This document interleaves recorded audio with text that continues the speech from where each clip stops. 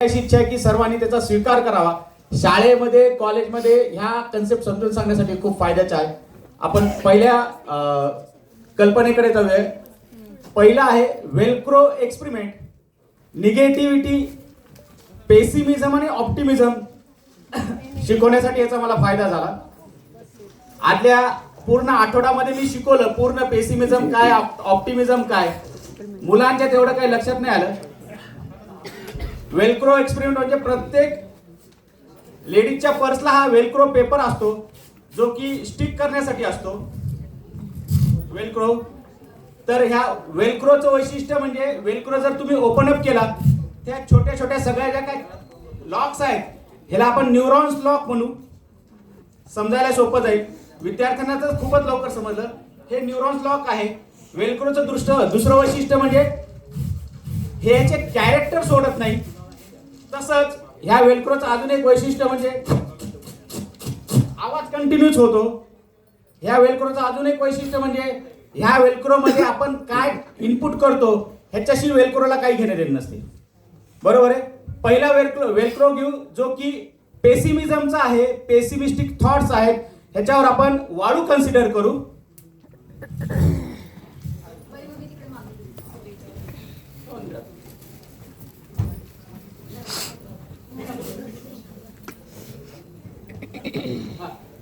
ही रेती टाकलेली आहे. पूर्ण निगेटिव्हिटी आहे, पेसिमिझम आहे. दाबला आपण, पूर्ण दाबा, गच्च दाबा. हे ऑप्टिमिझमचे आहे. पूर्ण घ्या. ठीक आहे, बंद करा. आता ह्या वेलक्रोचं वैशिष्ट्य म्हणजे हे ओपन अप करतील पेसिमिझम वाले. ओपन अप करा.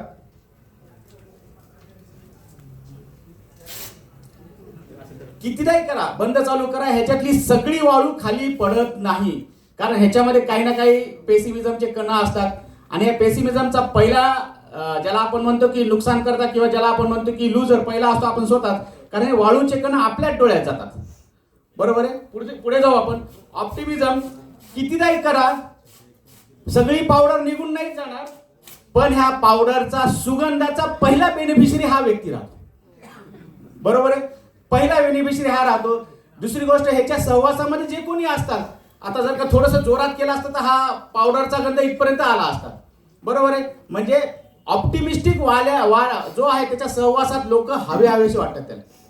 पेसिमिस्टिक वाला आला की लोक म्हणतात ह्याच्या डोळ्यात वाळू गेली, आमच्या डोळ्यात वाळू गेली. बरोबर आहे. हा एक आगळा वेगळा प्रयोग आहे. मी जेव्हा आमच्या वर्गात केला 20-20 मुलांचा ग्रुप केला तर अक्षरशः ते म्हटले सर वाळू गेली आज डोळ्यामध्ये. पहा तुम्ही, त्यांनी व्हॉट्सअपला कळवलं मला वाळू गेली डोळ्यामध्ये. काही मुली म्हटले सर आज पावडरचा अनुभव आला बरं का. मला तेवढा हे नको की बाबा त्याला ती पेसिमिस्टिक संकल्पना समजली पाहिजे, ऑप्टिमिस्टिक संकल्पना समजली. मला फक्त त्याला हे समजलं पाहिजे की हे काय. हा वेलक्रो एक्सपेरिमेंट आहे. करायला खूप सोपा आहे आणि माझी अशी इच्छा आहे की खूप खूप इफेक्टिव्ह आहे. पहिला वेलक्रो एक्सपेरिमेंट. दुसऱ्या एक्सपेरिमेंटमध्ये जाऊ आपण.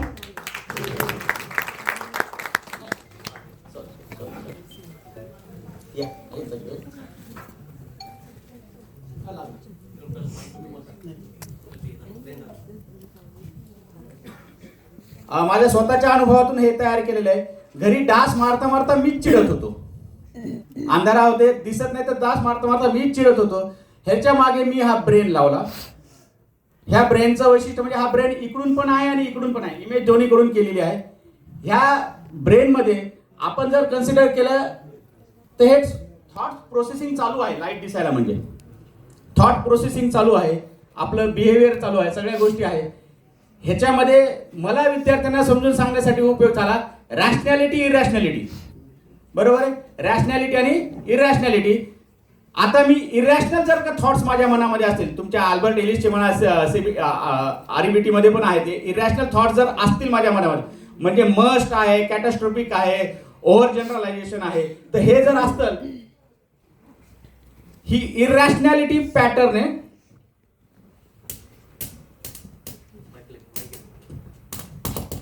सगळीकडे कॉन्स्टंट चालू. असे जर का 10 इरॅशनल थॉट्स माझ्याकडे असतील ते 10 वेळेस ऍट अ टाइम वाजणार. हे सगळं कन्फ्यूज होऊन जाईल. इन्स्टेड ऑफ इरॅशनॅलिटी जर थॉट पॅटर्नच्या जर कमी रॅशनॅलिटी थॉट्स पॅटर्न वापरला हे जसं आहे तसं सगळंच आहे, हे आहे त्याच्यात आहे, फक्त मी माझा विचाराचा पॅटर्न बदलला आणि मी जर का हे असं केलं तर हे होत नाही. बरोबर आहे. का होत नाही? कारण हे रॅशनल यूज केलेलं, रॅशनॅलिटी. हे पण मुलांना समजून सांगण्यासाठी खूप मला उपयोगी झालेला आहे हा एक प्रयोग. तिसरा प्रयोग खूप वेगळा आहे.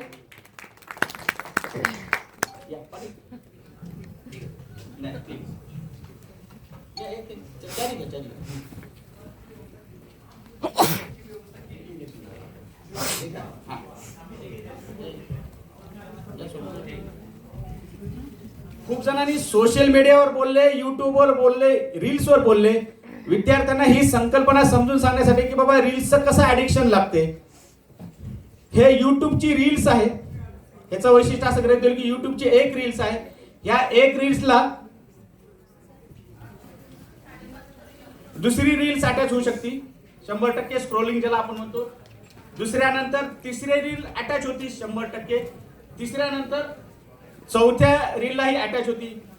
हे मॉडेल असं समजून सांगितलं की मुलांच्या डोळ्यासमोर येते की हे रील्स कसं काम करते ते. आता ह्याच्यामध्ये पहा, आमच्या लेवलला आम्ही चौघांनी कशी क्रिएटिव्हिटी केली.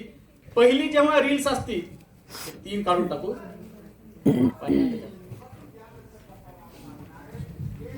हा डोपामाइनचा शॉट, डोपामाइन डिटॉक्स, डोपामाइन म्हणतो आपण.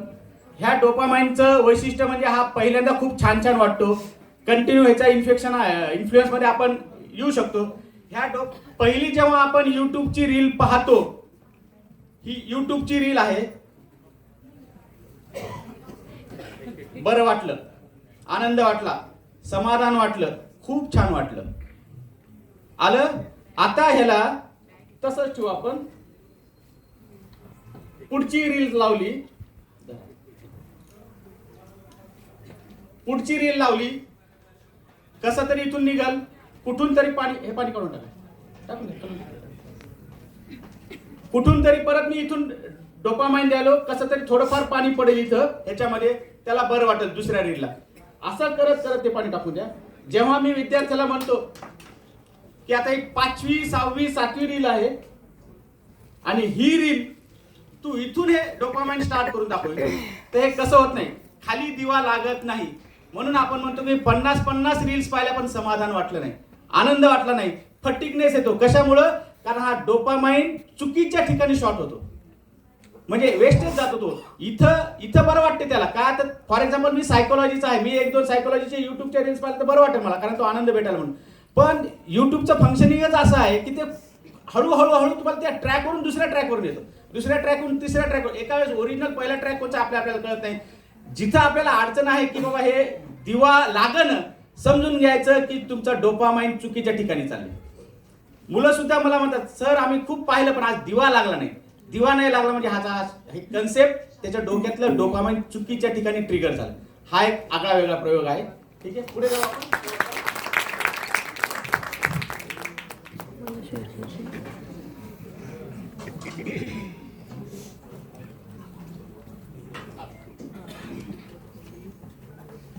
हे विचारांचे 3 बॉक्स आहेत. हे ह्याच्यातलं एक सर्कल विचार, भावना, वर्तन, हे कंटिन्यू त्याच्या मुवमेंट मध्ये फिरत असते. हे कंटिन्यू त्याच्या मुवमेंट मध्ये फिरत असते. विचार, भावना, वर्तन. ह्या विचारांमध्ये आपण 3 आपल्याला त्रास देणाऱ्या विचारांचं सिलेक्शन करू. पहिला आहे नेहमी त्रास देणारा, तुमच्या आमच्या आवडीचा राग, हा विचाराचा बॉक्स आहे. दुसरा आहे, ह्याच्यातले मी थॉट्स घेतले, थॉट्सचे थ्रेड इथं घेतले आणि असे गुंडाळले. रागाचे विचार मी गुंडाळलेलो माझ्या ब्रेन मध्ये. नंतर घेतले चिंतेचे विचार, हे पण मी घ्यायलो माझ्या ब्रेन मध्ये गुंडाळायलो. नंतर घेतले निराशेचे विचार, हे पण मी घ्यायलो माझ्या विचारामध्ये गुंडाळलो. आता मला सांगा, हे तिन्ही असे मी माझे कंटिन्यू पॅरलल मध्ये आहे आणि कंटिन्यू फिरवायलो. तर एका स्टेज नंतर हे फिरणं थांबल. का? कारण त्याला फिरायला एनर्जीच राहणार नाही, हे स्टक होऊन जाईल सगळं. बरोबर आहे, सगळं जाम होऊन जाईल. का? कारण विचार, भावना, वर्तन ह्याच्यामध्ये राग, चिंता, नैराश्य हे कुठं तर स्टक होऊन जाईल. आणि हे मी घरी करून पाहिलं. बरोबर आहे, खूप दोरा गुंडाळून केलं, एका स्टेजला सगळं स्टक झालं, पुढे जातच नाही. ह्याच्याऐवजी जर मी रेशमाचे धागे वापरले,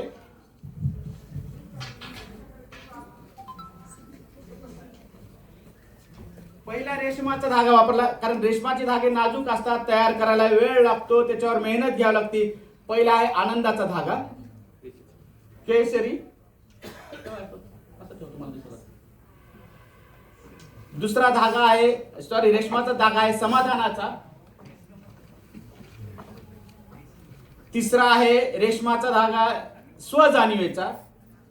असे जर हे 3 धागे मी घेतले, ते किती वेळही फिरवा हे स्टक होत नाही. पण माझ्या सहकार्यांनो, माझे सिनियर्स पण आहेत, असे जर का ऑरेंज, व्हाईट आणि ग्रीन कलरचे जर का असे कलर्स मी सारखे याच्यावर असे कंटिन्यू फिरवले ना, तर एका स्टेजला हा भारताचा झेंडा तयार होईल. बरोबर आहे. म्हणजे आपल्याला तो डिस्टर्ब झालेला जो काही व्यक्ती आहे आपल्याच भारतातला ह्या ट्रॅकवर आणणं आवश्यक आहे. बोलता बोलता म्हणलो कॅनडाला खूप चांगला आहे, अमेरिकेत खूप चांगला आहे, युएसला सगळीकडे खूप छान छान आहे, पण आपल्याला आपले प्रॉब्लेम आपल्या लोकांचे इथं सॉल्व्ह करायचे. हा जोपर्यंत त्या ट्रॅकवर इंडिया येत नाही, आपला विद्यार्थी येत नाही, जेनजी येत नाही, तोपर्यंत आपल्याला मेहनत घेणं आवश्यक आहे. हा आगळा वेगळा आहे, थोडंसं समजायला पण विद्यार्थ्यांना सोपा जातो. आणि शेवटचा आहे